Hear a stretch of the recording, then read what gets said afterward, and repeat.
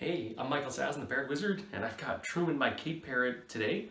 And this time I want to talk to you about becoming more cautious with parrots over the years. Now, when I was just starting out, I wanted to do everything. I wanted to take my parrots with me everywhere I went. I wanted to have them involved in everything. And initially, whether out of ignorance, inexperience, or just plain not feeling like I've got so much invested, I think I was a little bit less careful. Now, with that said, I think I've been doing a pretty good job, been careful with parrots all along and taking precautions seriously. But even despite that, I think that, the wisdom of experience comes over time. And I hope that by presenting my experience to you and telling you a bit about my background and where I went with the birds will maybe help you bypass some of those risks up front so that you can get straight to being safe with your parrot without having to make mistakes or be in a risky situation. So first and foremost, health is one of the difficult aspects of parrots and parrot keeping. Anything and everything that relates to parrot health can be at minimum very costly financially, and at maximum could be deadly or life-changing. So I don't think that it's worth taking any chances with their health wherever possible because it is so consequential both to you and to the parrot. Veterinary care is very expensive, and even if it's something that they can treat and it's a very modest problem and it's not a deadly illness, the costs are astronomical. So just even being able to avoid that is a reason to be more cautious and careful with your parrot and take extra care to prevent any kind of parrot diseases that they can encounter. For this reason, I no longer take my birds to bird stores unnecessarily anymore. Of course, one of the most likely ways to pick up an illness for a bird is from other birds, so keeping them alone and away from other birds is the best way to keep them safe.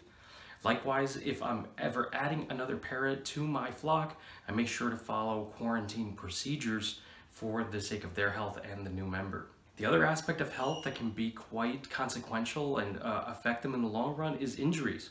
I've been much more cautious in trying to prevent injuries in the birds whenever possible, whether it means having bird-safe toys and trying to avoid anything that can put them in danger, or making sure that their cage layout is safe and keeping them safe at home. Keeping them safe from flying out of the home is as important as well. Injuries, again, can be somewhere between not a big deal to deadly, but any kind of injury that requires vet care, very costly, very difficult, and may not heal ever again. Also, injuries can add up or leave scars on their beak, on their cere, and other places. They leave scars and they don't go away. These parrots live for a very, very long time, and as you can imagine, in 10, 20, 30, 50 plus years, if you have an injury every year, they can just add up, be a lot of scar tissue, and just not be in the best of health. So yet another reason why I am much more cautious with my birds. Furthermore, I'm very careful about my parrot's behavior. I make sure that I do training on a regular basis and have positive reinforcement-based interaction with my birds on a day-to-day basis. I don't want them to revert to being wild. We've invested so much into our relationship and having a hands-on friendship between myself and the birds, and I'm very careful not to let that lapse by ignoring the birds and not spending enough time with them. Another thing to be cautious about when it comes to parrots is other pets, whether that's a cat or a dog or another parrot for that matter. Again, when they get into fights or they cross each other's path, bad things can happen, and the consequences can be lifelong, and they live for a very, very long time. So on one hand, that means that if they get hurt or injured, those injuries could last them a lifetime. On the other hand, when you have a lifetime of your birds or other pets spending time around each other, that's more time that something can go wrong. If your cat or dog does not show interest in your bird, and for years and years it hasn't shown interest in your bird, but you know what, when you have them for 5, 10 plus years together, the chances of something happening just that one time go up so much more. That's why I believe that as a cautious and caring bird owner, over the years you do become much more aware, much more cautious because you've had more time to experience those kind of things.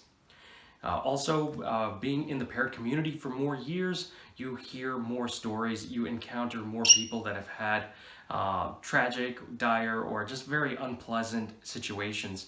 So instead of having to live through them, it's good to learn about them up front, take good care of your parrots now, and take other people's word for it. And eventually, over time, as you build a loving, wonderful, trusting relationship with your bird and grow into that wisdom of experience and years, you'll appreciate that you followed that advice and did not run into those possibly avoidable injuries, health problems, or issues that you could have run into with your bird. So I hope that helps you stay more cautious and safe with your feathered companion.